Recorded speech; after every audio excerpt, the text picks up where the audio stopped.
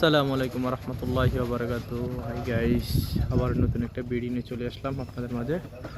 অনেকদিন পরে লাইভে আসা হয় না আমার। বর্তমানে আমরা আছি সোলাই,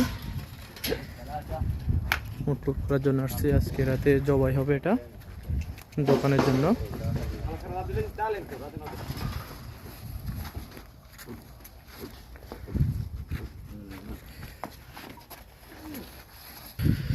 গ্রামের মতো দৃশ্য মাজাটা।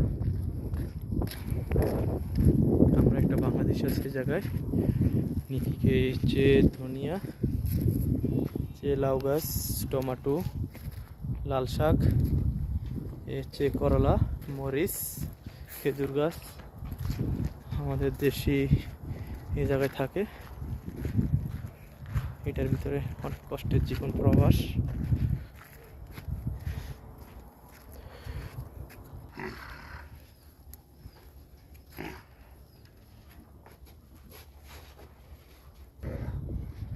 এখন সন্ধ্যা, মাগরিবের আজানের টাইম।